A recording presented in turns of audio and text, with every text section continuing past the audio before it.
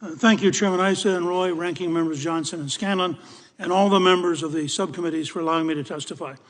There is clearly a potential constitutional crisis involving the judicial branch's effort to fully override the legislative and executive branches. 15 district judges effectively seized control of various executive branch duties in the first 6 weeks of the current presidency through nationwide injunctions. This is potentially a judicial coup d'etat. It clearly violates the Constitution and more than 200 years of American history. To set the stage for this hearing, let me mention 12 former federal judges appointed by President John Adams: Richard Bassett, Egbert Benson, Benjamin Bourne, William Griffith, Samuel Hitchcock, Philip Barton Kay, Jeremiah Smith, George Keith Taylor, Oliver Wilcott Jr., Williams McClung, Charles McGill, and Williams Tillman. President Adams appointed these federal judges on his way out of office to hamstring the incoming President Thomas Jefferson's agenda. President Jefferson concluded that impeaching the judges would take too much time. He and the Congress simply abolished the courts in which they served via the Judiciary Act of 1802. This is a constitutional balance of power. The legislative and executive branches can reshape the judiciary branch. It is a useful reminder in considering the current situation.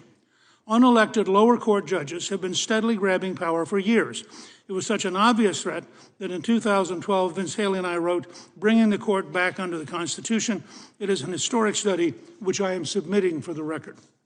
According to Harvard Law Review, there were 96 nationwide injunctions ordered by district courts from 2001 to 2023.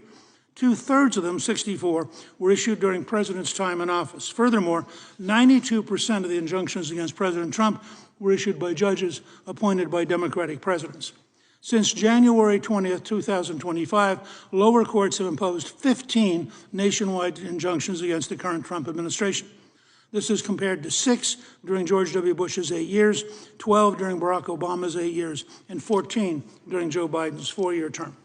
The notion that unelected lawyers can micromanage the executive branch and override a commander-in-chief who received 77.3 million votes should trouble every American. This is particularly troubling for issues of national defense and public safety. Around 500 BC, Sun Tzu asserted in The Art of War that, quote, "Speed is the essence of war." How can the United States have speed in national security issues if opponents can judge shop to find someone ambitious or arrogant enough to block, repudiate, or delay the president's decisions? There are 677 authorized district judgeships. How many think they can override duly elected presidents? This summary statement has 4 propositions. First, the courts have often been challenged. President Jefferson wrote, quote, "Judges as the ultimate arbiters of all constitutional questions would place us under the despotism of an oligarchy," close quote. President Andrew Jackson was in constant fights with the Supreme Court. President Abraham Lincoln made the Dred Scott decision expanding slavery a centerpiece of his 1858 senatorial campaign. In his first inaugural, President Lincoln warned that if the Supreme Court held supreme rule, quote, "the people will have ceased to be their own rulers, having to that extent practically resigned their government into the hands of that eminent tribunal," close quote. Second, as the Judiciary Act of 1802 proves, the legislative and executive branches can constitutionally defend their rights, and they have in the past. It is historically and constitutionally wrong to think the legislative and executive branches are helpless against judiciary actions. Third, the Supreme Court could intervene to eliminate this attack on the executive branch by district judges. Chief Justice Roberts could end the growing confrontation by establishing a rule that any nationwide injunction issued by a district court against the executive branch would be suspended in implementation and immediately taken up by the Supreme Court. This would remedy the lengthy appeals process. Fourth, the Congress and the President can take decisive steps toward bringing the judiciary back into a constitutional framework. This hearing is a good first step. There could be a series of hearings on the constitutional and historic framework which ensures no single branch of government can acquire dictatorial powers, specifically the judiciary and this committee. These hearings would educate the members and the American people. They would create a national understanding of the need to defend the Constitution against overreaching branches of government. I would also recommend that the Congress pass Chairman Issa's No Rogue Rulings Act, which is a good signal to the courts that they have gone too far. Thank you, and I look forward to your questions. Gingrich, I'm told that 92% of the judges who've issued blanket injunctions against the administration have been appointed by Democrats. That at least suggests a rather partisan tilt to all this, and it's not being done even-handedly. What's your view of that? And doesn't that undermine public confidence in our courts? Well, I think if you look at the recent reports from various polling firms, clearly a majority of Americans believe that no single district judge should be allowed to issue a nationwide injunction. And I think that when you look, my judgment as a historian, this is clearly a judicial coup d'etat. You don't have this many different judges issuing this many different nationwide injunctions, all of them coming from the same political ideological background, and just assume it's all random efforts of justice. This is a clear effort to stop the scale of change that President Trump represents. And I agree, a lot of this stuff can be fought out, some of it should be fought out in the Congress, but it shouldn't be micromanaging the executive branch on national security issues by random single judges who have no standing, they have no particular knowledge, they haven't been in the room, they don't know what the consequences of what they're doing are, and they put both Americans and the nation at risk when they intervene to become basically alternative presidents. You now have potentially 677 alternative presidents, none of whom won an election. Well, we all believe in due process. You know, every injured party should have access to the courts, and they do. The question is whether a single district court can go beyond the case before them and apply the same decision to others whose cases are not before the court in jurisdictions that go far beyond their own. You know, Mr. Gingrich, you've pointed out that there are several ways to address this. One is congressional action. The other is the Supreme Court putting its own house in order. In fact, the Alito dissent recently suggests that there are at least 4 of the justices who very much want to do this. It seems to me that's the cleanest and most surgical route, assuring that the rule is done from within the court and not imposed by legislation. What are your views on what the Supreme Court should do and on what you already mentioned what we should do? Look, I think the Chief Justice would achieve far more for judicial independence if he cleaned up his own judiciary rather than lecturing the rest of us.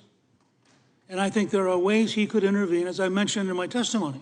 They could establish a rule that any nationwide injunction issued by a district court will be held in abeyance and will be immediately appealed to the Supreme Court. You know, Lincoln makes this case. Very head-on fight, which is ironic because Chief Justice Taney, as Attorney General for Jackson, had ruled against the courts and had said as Attorney General, the courts cannot order the president. Now, he then becomes Chief Justice, extends slavery potentially to the whole country, and is lectured by Lincoln in his first inaugural as Taney sits there. And Lincoln is essentially saying, this was the law of the case, not the land, and we will not enforce it. And they don't. They never enforce Dred Scott. And so I think Chief Justice should think seriously about intervening to preempt any requirement for something such as Chairman Iss's bill, which I support strongly, but would be no reason to have it if the Chief Justice did his job. Thank you. Mr. Speaker, former Speaker Newt Gingrich, what do you have to say on since you were Speaker and led this appropriations process, do you think the President can unwind the Department of Education a week after he signed the bill that funded it? Well, as you know, when I was Speaker, we balanced the budget, something you believe in, for 4 straight years, the only time in the last century. So I think I can talk with some authority about this. I suspect there will be a real fight at the Supreme Court level over whether or not the President has impoundment authority, which was taken away during the collapse of the Nixon presidency, but had existed before that. That'll be a legal fight. I think your point about injunctions is semi-right. That is, a court should be able to issue the injunction. My point about the Chief Justice is, if that particular single district judge says, this is a valid injunction, if they immediately went to the Supreme Court, and then the Supreme Court agreed that it was a valid injunction, then you could have a nationwide injunction. But I'm with Lincoln, who said even though the court had decided 7-2, that slavery could be extended nationally. He refused to accept the legitimacy of that decision because it wasn't unanimous. Now, so the precedent's pretty clear. I think your instinct is right. There are times you need a nationwide action. My only point is, if the district judge says that, the following morning it should be in the Supreme Court, and the Supreme Court should have to render judgment. If they agree, then you have a nationwide injunction. But if they say, no, you're in error, then there's no nationwide injunction. Makes sense to me. I yield back. Speaker Gingrich, by the way, do you agree with the Republicans and with Donald Trump and Elon Musk who are calling for the impeachment of these judges? That's a yes or no. Yeah. I actually agree with Jefferson that impeachment is a cumbersome and difficult process, virtually impossible to achieve, which is why Jefferson... So you oppose the impeachment? Which is why Jefferson abolished 14 courts, because you could abolish... Okay, Professor Shaw, forgive me, you remember the 5-minute rule. Okay. Mr. Speaker Gingrich, I just have one short question, and it is a yes or no, unlike the other one. In your 2 decades as a member of Congress, did you see members of Congress put bills in of any sort because they were popular and felt strongly within their district, whether or not they were moving anywhere? Of course.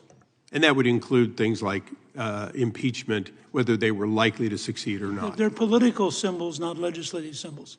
Very good. I thank you. I thank the gentleman from Wisconsin. Well, why do you think the courts have issued nationwide injunctions against President Trump with such frequency? It's kind of a question we're all pondering right now.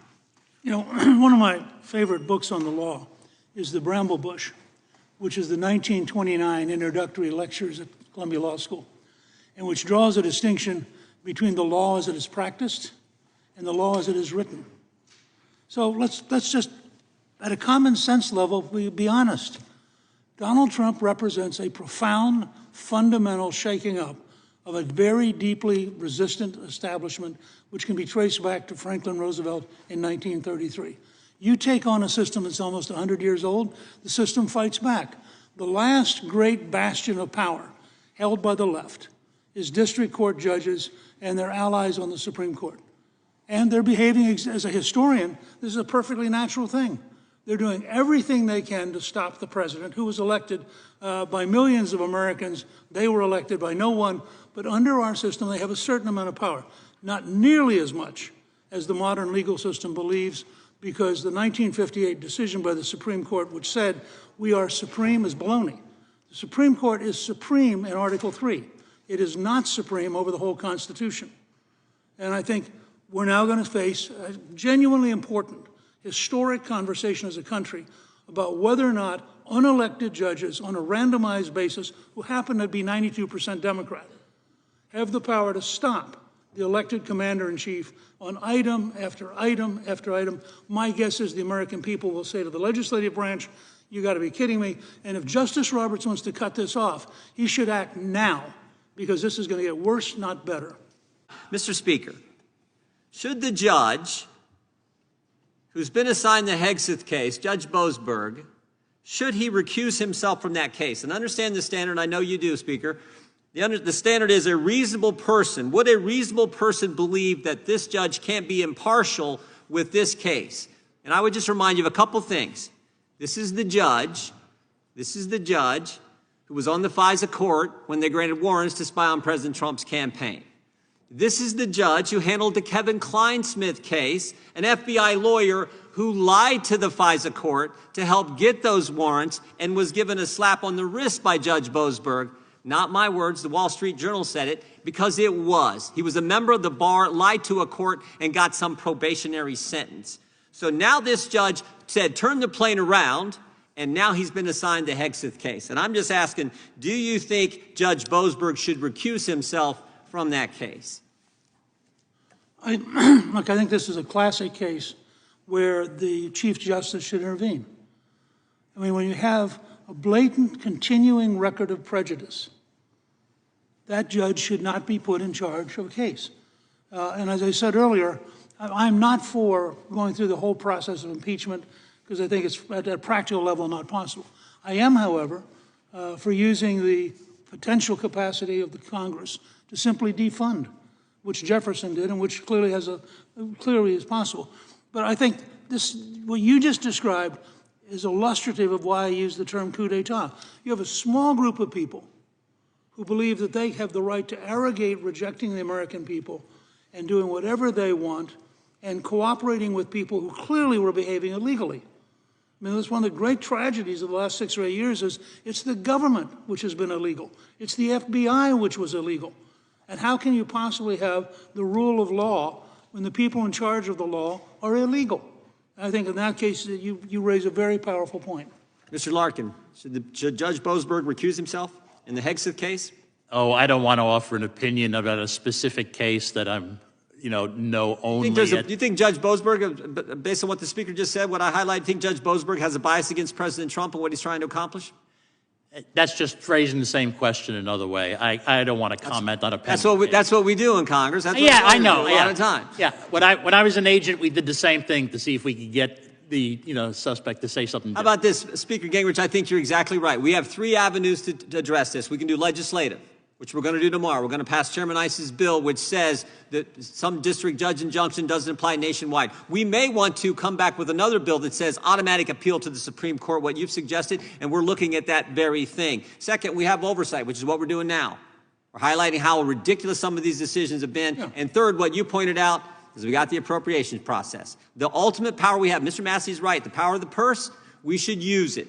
We should use all 3 of those avenues to make sure the will of the people, we the people, gets accomplished.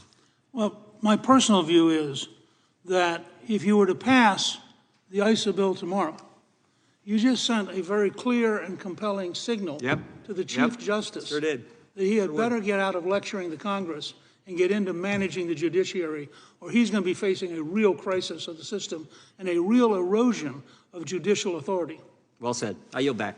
Mr. Speaker, do you consider it appropriate to add 4 members to the Supreme Court when decisions come down that people don't like? Let me say first, if I might, that hearing a Democrat talk about fake impeachments after the 2 fake impeachments of President Trump, which were repudiated by the Senate, I thought it was a lovely moment of historical awareness. Look, the Supreme Court's been at 9 since 1869. It's before that, it differed at times. But there's never been a serious effort. Roosevelt tried, and as powerful and popular as he was, the country has an instinctive sense of stability at that level. So I would say, barring something extraordinary, the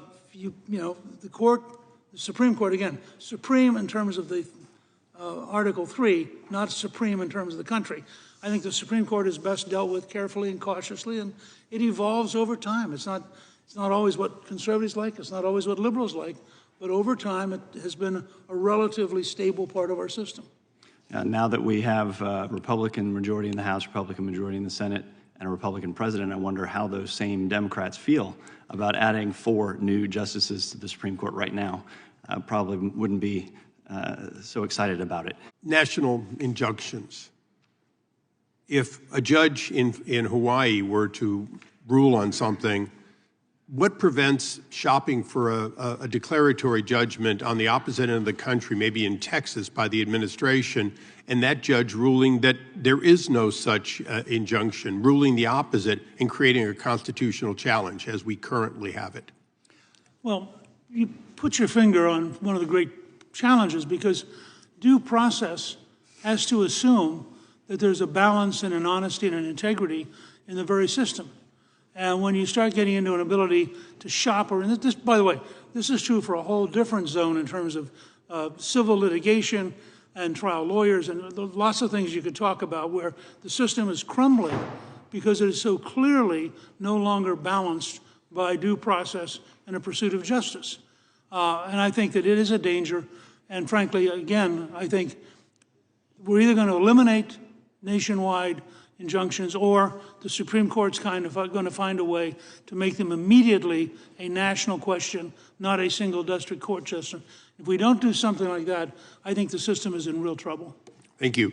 And would you describe the impeachment that you initiated against President Clinton 35 some odd years ago and the Senate's reaction to that impeachment in the same way?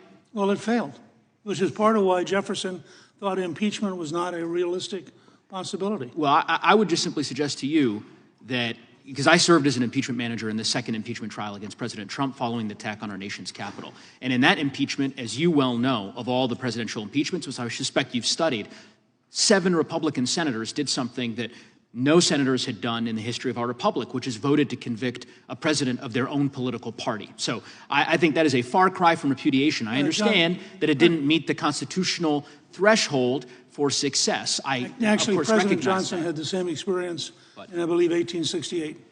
I will just, again, simply say to you that unlike the impeachment, no, one that's inaccurate, Republican senators, with respect to the impeachment trial of 1868 against President Johnson, that is not accurate. It's the first time in American history in which senators of an opposing political party voted to convict a president, but of their same party, but I digress. Want to talk to you about a phrase you used. I think this is accurate. You called it a judicial coup d'etat. Am I right? That's correct. Okay. And you would describe, 14 federal judges appointed by a president of an opposing political party issuing nationwide injunctions against the president's executive orders as a judicial coup d'etat. I would describe the wave of decisions in the last 7 weeks deliberately designed to slow down, unwind, and block the president as clearly an effort by a group of judges. I hear you. What I'm asking you, again, I don't think I'm mischaracterizing your testimony. 14 federal judges, all of an opposing political party, that is to say, 14 federal judges appointed by a president of an opposing political party, issuing nationwide injunctions against the president's policies, in your view, would be a judicial coup d'etat. It depends on how long the time was. Sounds like it depends on the president, Mr. Gingrich, because the president I'm describing is President Biden. I know. During his tenure, 14 federal judges issued injunctions against policies that he pursued via executive order. How many of them were appointed by Republican presidents? Do you know? No. 100%, all of them. Well, you're making my case. I'm making your case. What's fascinating, Mr. Gingrich, is I didn't hear much from you about judicial coup d'etats when President Biden's policies were being rejected by federal judges across the country. It is very convenient now, lo and behold, that you take great issue and you describe it as a judicial coup d'etat when I didn't hear these words 2 years ago. Had the Judiciary Committee invited me in during the Biden administration, I would have been glad to say. Well, I regret that Chairman Jordan. I don't approve of. I regret that Chairman Jordan didn't issue an invitation to you when, as Mr. Massey articulated, policy after policy, executive order after executive order issued by President Biden were being rejected by federal courts, subject to nationwide injunctions across the land. Apparently, you were just waiting to come testify in front of the committee to call that a judicial coup d'etat against President Biden. That's what it sounds like. That's why I believe any kind of nationwide injunction should immediately go to the Supreme Court to be validated as a nationwide activity. Well, I don't believe district judges I understand have the that authority. alternative. I understand that you've provided that particular alternative as something for this committee to consider. Your written testimony indicates far more significant and structural changes. You referenced the Judiciary Act of 1802 and this notion that the Congress can abolish district courts and the rest, and you seem to be suggesting those as remedies that we ought to consider. In any event, I just want to talk, I know I'll ask the chairman to indulge me since I know he's indulged other members. You have talked about, and I'll just read it from an article here, there's a long tradition which has only been broken really starting in the late 1950s with this crazy idea that lawyers and judges are superior to the rest of us and they get to define everything, right? That's correct. And you're referencing what case? Cooper versus Aaron. Cooper versus Aaron. That case was a desegregation case, right? Yeah, but that wasn't the point of it. I understand, but this was a case in which the state of Arkansas was seeking the ability to not comply with Brown versus Board of Education in desegregating schools in Arkansas. It had nothing to do, by the way, Speaker Gingrich, with presidential power. It had to do with the supremacy of the Constitution and the ability of states to respect the Supreme Court's interpretation of the Constitution. There are a variety of cases long before Cooper in which the Supreme Court has opined on the constitutionality of a president's actions, Youngstown being a great example. It is convenient that for whatever reason you've landed on these 1950s desegregation cases as the inception, in your view, of the Supreme Court's tyranny, as you describe it, I suppose. I don't think that that's consistent with the values of the American people. It's the reason why Republican jurists, Michael Mukasey, a very distinguished federal jurist, as you know, has attacked your ideas in the past. I think you'd concede that. I yield back. If continued indulgence, I would let the Speaker finish. All I will say is the reference to that is from a book by a liberal lawyer who said specifically that it's Cooper versus Aaron, where, with no reference to the case, the Supreme Court decides to issue a statement that it is clear that we are supreme. And they're not talking about we're supreme over Arkansas. We are the supreme deciders. And that is explicitly false and historically wrong. And it's what Jefferson was so furious about in 1800, because he did not believe judges had the ability to overrule the American people. Mr. Speaker, thank you for being here. We've talked a little bit about what we might be able to do, and you talked about the fast track to the court and so forth.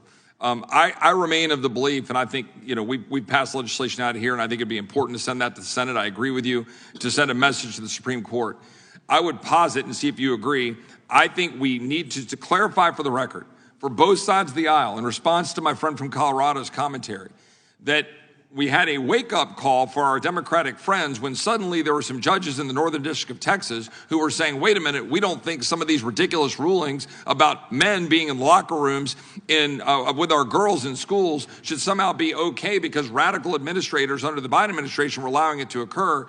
Do you agree that having a ability to say that you're not going to have a nationwide injunction at the hands of one judge, but then have a process by which you can have a nationwide injunction, either through a 3-judge panel at the appellate or fast track to the court? To clarify for the record, we're saying that's not a partisan exercise, that we're saying that no one judge should make that there should be a process, though, and there are times when a nationwide injunction does need to occur to stop administrators from making law. The gentleman's time has expired, but you may answer.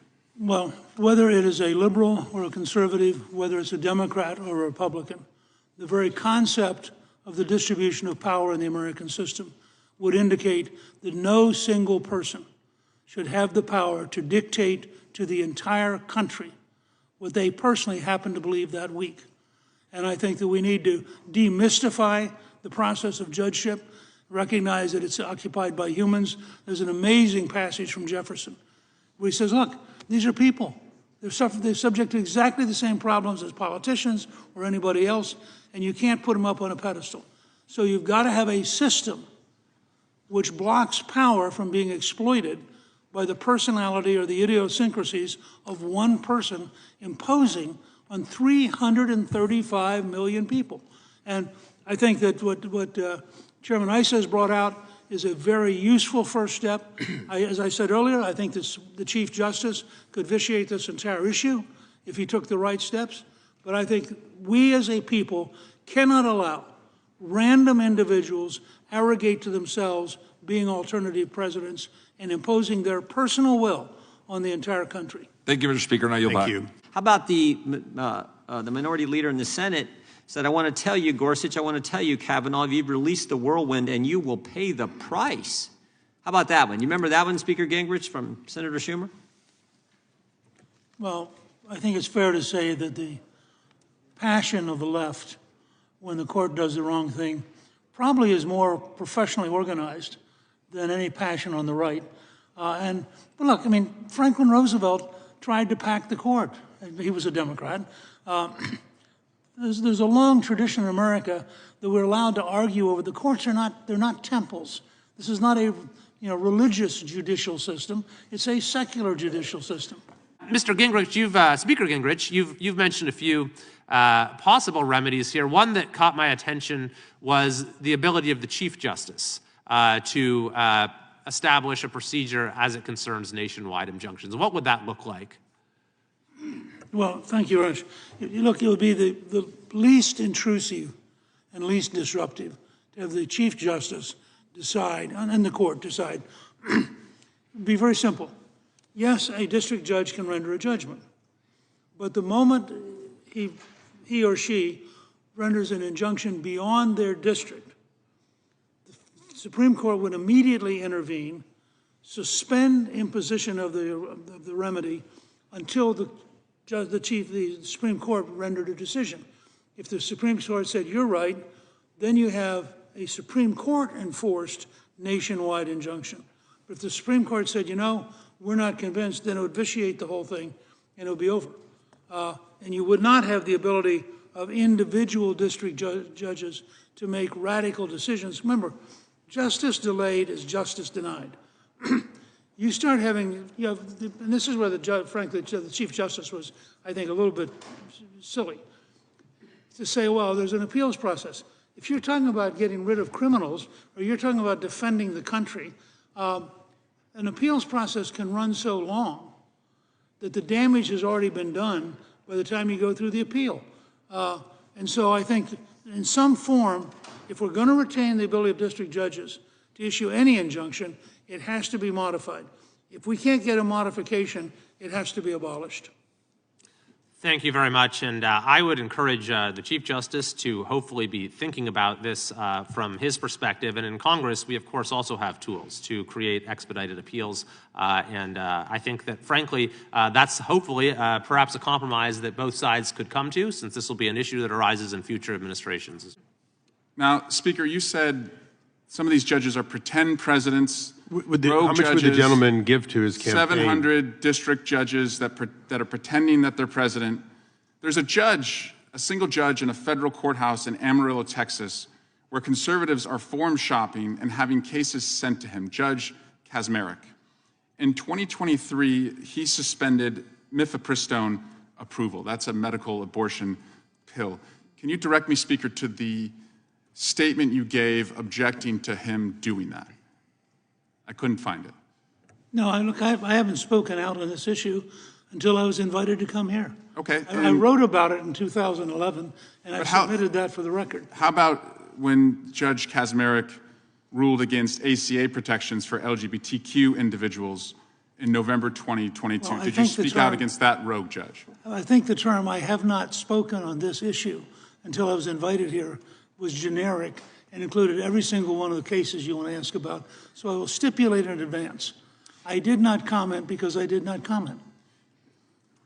And I'm not here to comment on a single case. How about an election? Okay, I got it. I'm here to say that the system is out of whack. Speaker. Which, by the way, I wrote about in 2011. An elected Trump third term, is that constitutional? I think it's funny, too. If the Congress wishes to pass a constitutional amendment, and the requisite number of states decide to endorse that amendment, of course he would have the option to run for re-election. In the absence of that kind of constitutional change, I think that it's impossible. Mr. Gingrich, I want to focus on some of your testimony today. You say that a judicial coup d'etat is being implemented by judges of the same political ideology. In another statement, you said that Judge Boasberg has a clear bias against President Trump. Do you know who appointed Judge Boasberg? I think his first appointment was by George Bush. Correct. And we've been talking about nationwide injunctions. There's been a lot of discussion about the injunction on the president's birthright citizenship executive order that was enjoined by Judge Kuenhauer. Do you know who appointed Judge Kuenhauer? No, I don't. Ronald Reagan. So let's just focus on these two Republican-appointed judges so we can just remove all the allegations of partisan bias. So we're removing the other 90%. So let's focus first on Judge Boasberg's case, which is the Alien Enemies Act of 1798 law that very specifically applies during wartime or if the country is subject to an invasion. Now, you would agree, I assume, as a former Speaker of the House, that it is Congress's duty to declare war. I think there's also a provision of the Act which does say for invasion, and I think the average American will tell you they feel that we've been invaded by the policies of the Biden. So the average, so are we now supposed to say that your assessment of the average American's view determines whether or not we are under invasion by Venezuela? So that's what we're supposed to do. Now, is it, if not the average American, what your testimony is here today is that Donald Trump, because he was elected president, alone should determine whether or not that law applies without any due process. Is that your testimony? No, my position is that the Supreme Court should have the opportunity in a nationwide issue to render, but remember. Okay, so let me reclaim my time. So basically what you're saying then is the problem here is that Judge Boasberg pre-certified a class because, of course, it is the exact same legal question for every single person who was removed to El Salvador. And what really should happen is that every single one of those people should have to file their own lawsuits. And each district then judge should rule on it. That's the difference, the opposite of a nationwide injunction, right? Actually, as I've said several times in the last 3 hours, there can be a provision by which the Supreme Court takes up that injunction. So which is it? Do you oppose nationwide injunctions as a judicial coup d'etat? No. Or do you think nationwide injunctions are appropriate in certain circumstances but should have expedited appeal? I believe that nationwide injunctions by an individual judge is far too much power, and that there could be a procedure. Let's keep on with Judge Boasberg's case, okay? So he issued, and by the way, he did not issue an order on the underlying issue. He temporarily enjoined the president from whisking off people to another country without due process so that the legal issue could be resolved. Now, you say expedited appeal. That opinion, that case was already appealed to the district court, the Court of Appeals for the district court. They've already ruled. And by 2-1, they kept the temporary injunction in. It was a Republican appointee, Judge Henderson, who was one of the two. So I guess I'm confused as to what the problem is with a temporary nationwide injunction so that the issue can be resolved, and if necessary, ultimately by the Supreme Court. It sounds like you agree with me that that is the appropriate process. The difference is whether or not you believe, one, that time matters, and well, this was within a matter of weeks. It's now up before the Supreme Court. That's expedited, and I will say, I wholly agree with you, and to my colleague, Mr. Kiley, I would happily work to expedite appeals for nationwide injunctions. I hope my Republican colleagues would work with us to expedite enforcement of congressional subpoenas. The courts take far too long. I agree with you. But the notion that we do not have due process and that someone should be removed without due process based on false pretenses, which the administration now admits under a petition for habeas corpus, I would add, Mr. Larkin, and that there's no recourse because their mistake is now out of their control, I think even you, Mr. Gingrich, would agree with me that when you mistakenly accuse someone of being a gang member and you deport them, that it is incumbent upon you to fix that mistake. Do you agree? I agree. Speaker Gingrich, you've referred to this trend we're discussing today as a, quote, emerging dictatorship of district court judges, end quote. And you posted on X that the No Rogue Rulings Act, quote, would be an appropriate first response to the district judges who are trying to be mini presidents totally beyond their constitutional authority. I totally agree with you, Speaker Gingrich, and the No Rogue Rulings Act would be an impactful first step in addressing this problem. I was proud to vote in favor of it when this committee marked it up, and I later joined on as a co-sponsor and look forward to at some point having the opportunity to vote on the House floor. But Speaker Gingrich, specifically, do you believe there are any additional legislative steps that need to be taken to address the problem of activist judges acting beyond their constitutional authority as you described in your post? Well, I would just say for the moment that this issue of district judges becoming alternative presidents and issuing nationwide injunctions is such a central point to where we are, that solving this, first of all, if we can successfully limit the district judges, we will have sent such a strong signal of rebalancing the Constitution that I think it will sober up everybody in the judicial side. I mean, in the future, there are some key issues.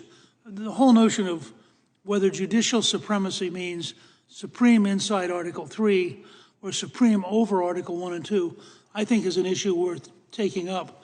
But I would put that a very distant second to solving this immediate problem, because if you solve the immediate problem, you both make it possible for the executive branch to be effective, and you've sent a pretty powerful rebuke to the judicial branch that they can't overreach in what they're doing. So I would make it a sequence in that sense. I got you. Well, as we all know, President Trump issued an executive order 14160, which was referenced earlier today, in ending birthright citizenship for children born to illegal immigrants or those on temporary visas. It was on February 5th that U.S. District Judge Deborah Boardman of the District of Maryland issued a nationwide preliminary injunction against this executive order, arguing that it ran afoul of the 14th Amendment. Speaker Gingrich, do you think it is in line with the president's duties to re-examine birthright citizenship as he did with Executive Order 14160? Well, I mean, it's certainly a legitimate function of the presidency to look at how things change and how they evolve. I suspect in the short run this will be resolved at the Supreme Court level, and I personally believe that it's pretty hard to go back and look at the debate at the time of the 14th Amendment was adopted and somehow leap from that to a birthright situation. And in fact, they're fairly clear, for example, that people who are born to diplomats in the United States do not count as citizens. And there are other factors there, but I think the next phase of that argument is going to be at the Supreme Court level. And then I think, depending on what happens, you know what, we live in a very different era. The scale of illegal immigration, which frankly has changed. My guess is some of these debates will change pretty dramatically because President Trump is being so stunningly effective at controlling the border and pretty effective at going after illegals who are also criminal. But I do think in the long run, having somebody who deliberately comes in the U.S. just long enough to have a child, and then having had the child, maybe on a tourist visa, if you will, claiming now they have an American citizen in their family. My guess is, to the degree that that continues to evolve with modern transportation, that we'll probably revisit this issue. But first, we ought to see exactly what the Supreme Court says. All right. Thank you, sir. Mr. Chairman, I yield back. If you'd yield to me. I'll yield to you. I'll follow up on that briefly. So a diplomat's child is not a citizen, correct? Specifically correct. So a diplomat is here on a visa and is lawfully in this country, including the spouse, typically. Would an invading armies that comes with its spouses, well, here occupying, let's say, Texas, would their children be covered under the 14th Amendment? My reading of the debates about the amendment would suggest that you had to be here legally in order to be qualified to have a child who would become an American. So you couldn't be here illegally. You couldn't be here in a situation where you would not be within American law.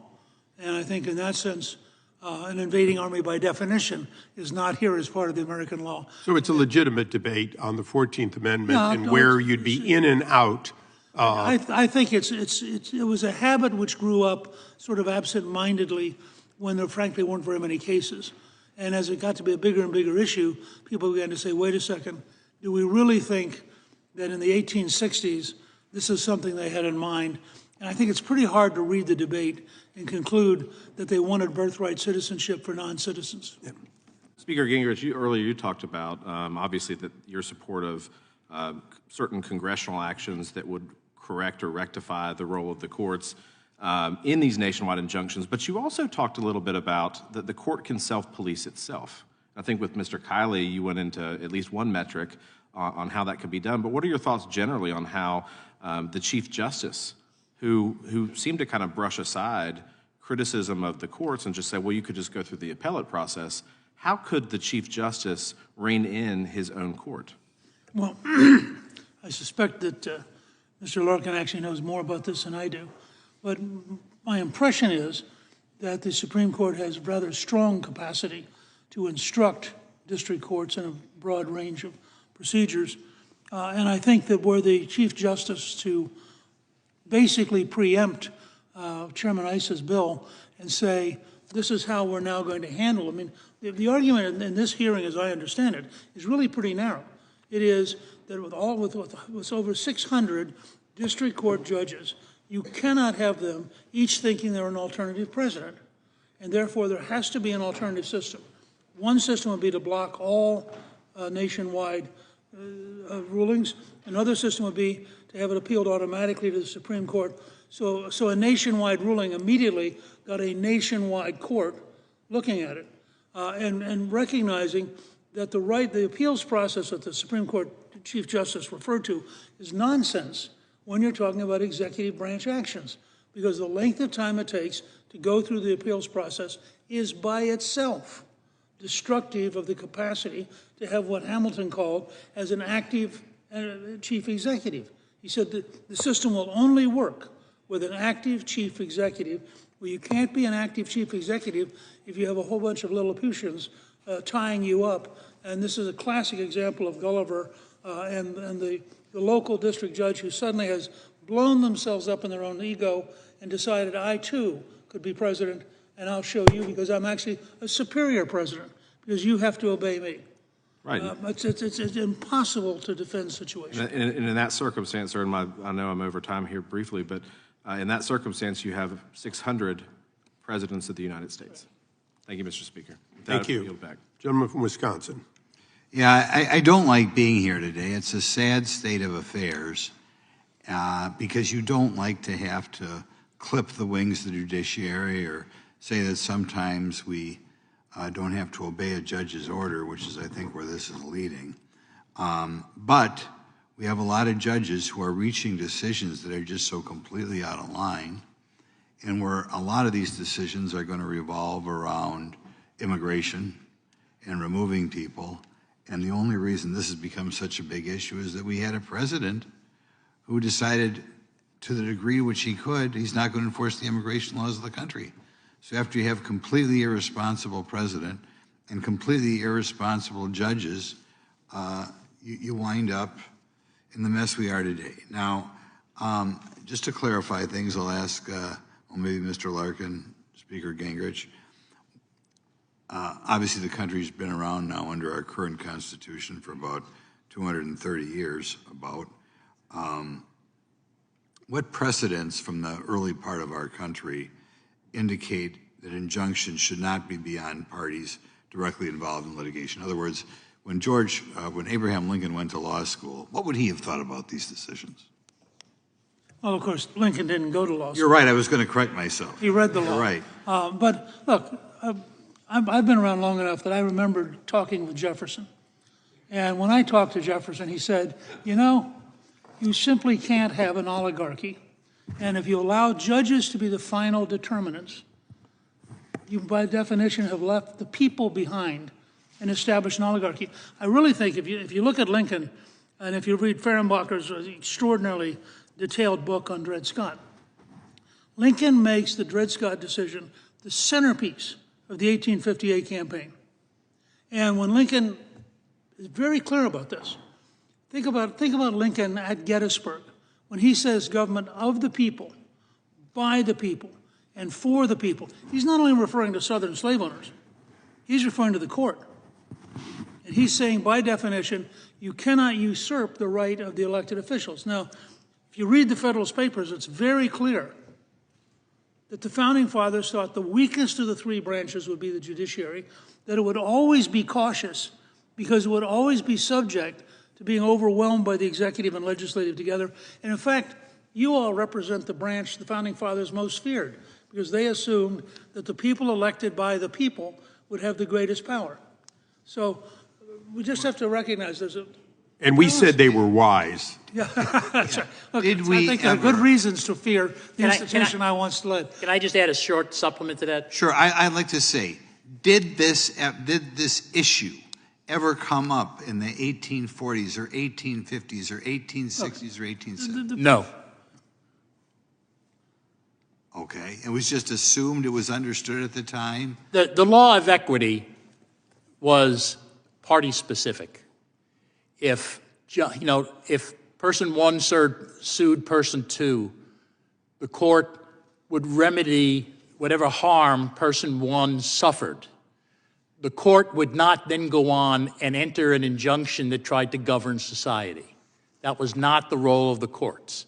And the Supreme Court has even made that point more recently. They've said the responsibility to adjudicate a case or controversy is quite different from the responsibility to govern the society. The Lewis versus Casey, which is cited in one of my articles, makes this point. So it was not a component of equity in England or, as you put it, in the 1840s, 50s, or 60s. It happened only much later. Tell Speaker Gingrich wanted to get in one more swing here, so we'll let you get in the swing and then I'll... Look, what we have seen over the long sweep of American history is a gradual, steady increase in the self-esteem and power of lawyers. Marbury versus Madison is totally misrepresented. The fact is that Marshall was terrified of Jefferson, knew that the Jeffersonians would gladly wipe out the court, danced around. It's not revisited until Dred Scott, and Dred Scott's a disaster. And so you really have a long period here where judges didn't think they had the power to define for the country how the country should behave. And what we're living through, and I'm very sympathetic to the agony on the left, because this is if you have Jefferson, Jackson, Lincoln, FDR, and Trump, this is the fifth great cycle of a profound challenge to the existing order. And obviously, these kind of periods are very painful, and they're very dangerous, and you got to work your way through them. And I think this is one of the examples. You have a group of people, well-meaning, I believe, but ideologically deeply convinced that they have the power to overrule the President of the United States. And now the country has to make a decision. Do we, in fact, have alternative presidents in the form of district judges or not? And the country, I think, will overwhelmingly decide that that's impossible. And so, but this is a classic historic, this is what the Congress should be about at its best. This is a classic historic discussion on both sides of how we retain a balance of power between the three branches. And I think that's where we are. We now go to the gentleman from Texas who's been patiently waiting. Thank you, Mr. Chairman, and thank you to the witnesses who are here. We discussed it a little bit earlier, but I'd like to put a little bit of a finer point on it. In the 117th Congress, then Chairman Jerry Nadler, as well as Hank Johnson, introduced the Judiciary Act of 2021, which would have increased the size of the Supreme Court from 9 justices to 13. That bill had 59 Democrat co-sponsors, and they were so convicted that the size of the Supreme Court should be 13 justices that they then reintroduced the same bill in the following Congress and received 65 co-sponsors. So I am looking forward to my colleagues on the other side of the aisle reintroducing that bill this Congress as well. We hear a lot about bipartisanship, and I'm sure you can get a little bit of bipartisan support for that when you do. But with that said, Mr. Chairman, civilization is a very fragile thing. And in the Western world, particularly in the United States, it's been unraveling as the left and their allies on the courts have intentionally and deliberately facilitated the mass migration of criminal illegal aliens into our communities. These are people who are murdering and raping and pillaging American citizens on American soil.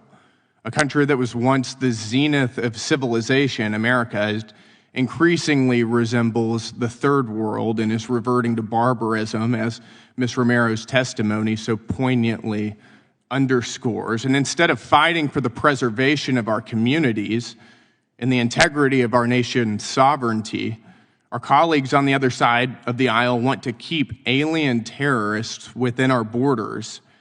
And it's so many times district court judges are leading the charge. And I think that Judge Boasberg is an excellent example of that. Mr. Speaker, thank you very much for being here. It's an honor to be able to to speak with you and ask you questions. I look up to you a lot. Could you explain how much constitutional and legal authority does Congress have to oversee lower courts? Well, there's virtually, if it acts with the executive branch. I mean, part of the theory of Montesquieu's spirit of the law, which is the base of the Constitution, is that you have these three bodies. Any two outvotes the other one. So in a very real sense, the Congress and the judiciary could take on the executive, or the judiciary and the executive could take on the Congress. There's a constant revolving. President Jackson made the argument that, in fact, each of us, every elected official, has an equal obligation to enforce the Constitution. And he refused to accept the idea that the court could instruct him. I mean, they very blatantly just said, glad you think that, I don't. And then Taney, who was his attorney general, who defended that, ends up as a Supreme Court justice, in many ways leading to the Civil War by his decision in Dred Scott. So I think you have every right, if you read the Constitution itself, you create lower courts. I mean, the Supreme Court is superior in the sense that it's the one thing in the Constitution you could not eliminate except by constitutional amendment. Mm-hmm. But everything below that is a creature of the legislative-executive agreement. I'm assuming here you're not going to try to override the president, but theoretically, the Congress could decide, and if it had the votes in the House and Senate, you can override a president. Right. So the courts are actually much more subject to the policing of the elected officials of the United States than they think they are, and that's because for about 3 generations now, law schools have taught this mythology of legal supremacy based on the judicial branch alone. It's nonsense. It's one of 3 co-equal branches, and it is the weakest of the 3, not the strongest. In terms of enforcing that oversight, putting aside whether impeachment is the most expeditious or prudent means right now to oversee the courts, do you believe that it should be at least considered as an option to remedy blatant or flagrant judicial overreach from district court judges?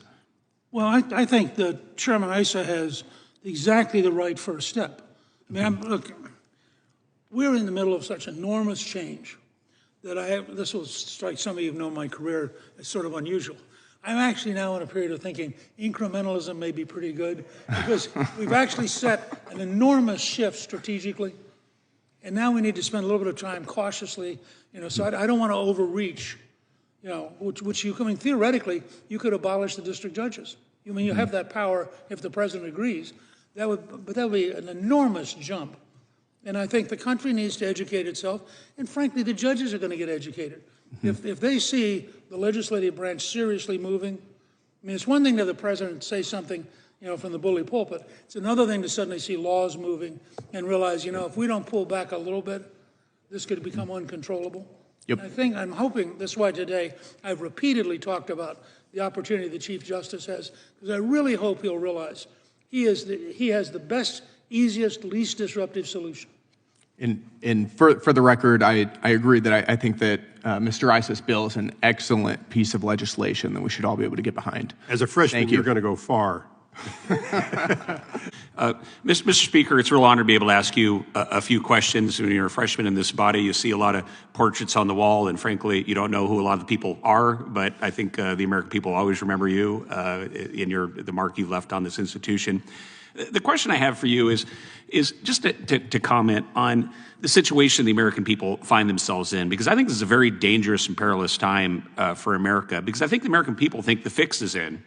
And you talk to the average person in my district, and they look at a situation where over 12 million people came into the country illegally, and there was no remedy to stop that procedurally from their elected officials. And now they look at a situation where after they had an election, they had a president that clearly campaigned on this issue, and they look at dangerous gang members who spread fentanyl that's killed over 100,000 Americans, more than died in Vietnam, more than died in the wars in Iraq and Afghanistan, and they say, well, let's get these people out of here. This is what we just voted for. And yet now there's a system where the one judge or a few judges in a certain area after judge shopping can stop So they look at the situation and say, is there any remedy to this?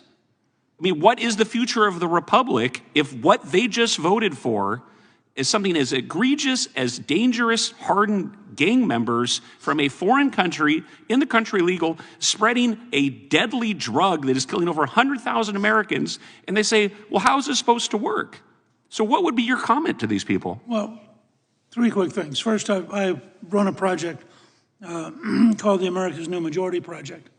And if you ask the American people, do you think the system is corrupt? 82% say yes. Now that's really dangerous in a free society. I don't care what your ideology, what your partisanship is.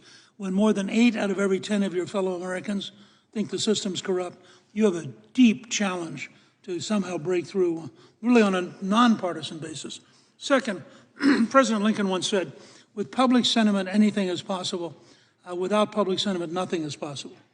And I think it's very important for every judge who thinks they want to impose themselves on the president to ask themselves, are you putting the entire judicial system in disrepute? Because if the country sees really sort of, by the standards of most Americans, fairly radical positions being taken by judges, blocking what is the clear will of the American people, not just the president, I think that it literally puts the entire underlying system under enormous stress and leads to popular dissatisfaction in a way that's very, very dangerous. The stability of the system ultimately requires that all of us find a way to work together, to behave in such a way that people no longer think the system's corrupt. And Mr. Speaker, just finally, you referenced Thomas Jefferson, one of our founding fathers, one of the founding revolutionaries of this country, the author of the Declaration of Independence, in your opening statement. I was able to visit the White House for the first time last week and got to meet President Trump there. And as we came in, we exchanged some pleasantries, and there was a kind of a humorous moment because neither of us knew quite what to do because staff wasn't telling us. And as we had this kind of moment of silence, and he said, well, can I show you the Declaration of Independence? And he turned around and it showed it to me that was on his wall, and he was very proud he just had it installed. And so it was kind of a fun moment, as you can imagine, for any American citizen, particularly a fresh member of Congress. But I hear you loud and clear, and I hope on what you think is the best remedy at this point is that Chief Justice Roberts steps in and brings some clarity and some sanity to the craziness right now. But if he didn't, and President Jefferson were sitting in the White House or the president right now, what do you think President Jefferson would do if Chief Justice Roberts wouldn't step in and help this issue? You know, the Jeffersonians as a group were bitterly anti-judge. The number 2 demand in the American Revolution, after no taxation without representation, was their hatred of the British judges, because they were appointed by the king, served at the king's convenience, and were seen as the oppressors imposing the law of a foreign government on the American people. And Jefferson had grown out of that tradition. Jefferson's probably the most radical of the founding fathers. And the Jeffersonians ran essentially on cleaning up the judiciary. This is why the whole thing with Marshall is such a wonderful example of a sleight of hand.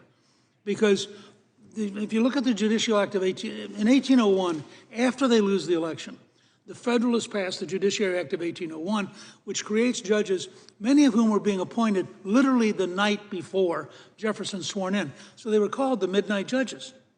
Well, the Jeffersonians thought, we're not going to have this. So they write the Judiciary Act of 1802, and they wipe out, as I said at the beginning of my statement, they wipe out, I think, 16 of them, 14 of which were actually occupied. I got into this because a good friend of mine who's a great lawyer said those must have been vacant, because after all, it's a lifetime appointment. No, we went back and pulled up the biographies. These 14 guys had to go out and get a job. I mean, they were gone. And so I think Marshall knew, you push Jefferson very hard. I mean, a guy who buys half a continent, sends the Marines to Tripoli, you really want to play this game? And they didn't. I mean, he was if you read Marbury versus Madison, it's a brilliantly clever device in which he says, we really have this authority, but you don't have to worry about it because we ain't going to give it to him. So, Marbury doesn't get his writ. Well, so he tweaked Jefferson, but he knew if he tweaked him too much, he would probably have replaced the whole Supreme Court. I mean, the Jeffersonians were very tough about this stuff. I think Jefferson also was very practical. And I think what Jefferson would say is, you've raised the issue, you've begun to get the country aware. You might consider as a first step, Chairman Issa's bill, there may be, I'm not suggesting this, but I'm responding to your question. It may be speculatively at some point that the most radical and dumbest of the decisions could lead to interrogatories to the judges, first in writing. It might even be conceivable at some point that the judges might be brought in under oath to explain what's the Constitution. How did you think of this? What's the constitutional basis? Why are you doing this? I mean, there are many ways one could pursue this. My hope is that the comments we've made here today will in fact move the Chief Justice to eliminate the problem and to get back to a situation where no single district judge is an alternative president, and where we can have greater respect for the court system, because the court system has greater respect for us. I thank you all. It's been a long day, and although my closing statement I'll read in a moment says this will be in writing, just to make it easier for all of you, there are approximately 8,000 petitions to the Supreme Court every year. Over the last 3 calendar years, the court has accepted 68, 62, and 62 of them. We've heard a great deal today about just appeal, just go through, on now what's clearly going to hit over 100 national injunctions, all of whom would, according to Chief Justice Roberts, have to go to him through an appeal process. Even with Speaker Gingrich's suggestion, that would be 100 additional cases potentially in a year going to the Supreme Court. And before I gavel, Ms. Romero, you weren't asked any questions to speak of today because you weren't a constitutional scholar, but I'll leave to you the last word.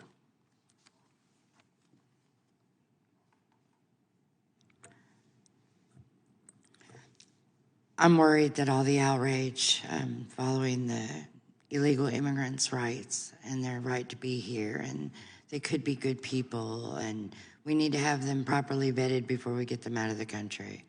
Where was all the outrage before you let them in? Where was all the outrage when my video happened?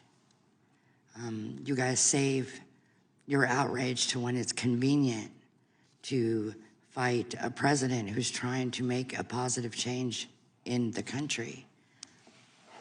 Where was all your outrage when I needed your help?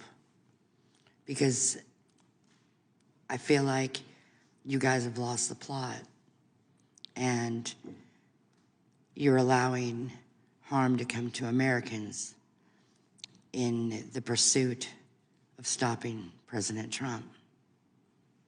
And I don't think that that's right, and I don't think that it's fair, and I don't think in the next election it'll stand.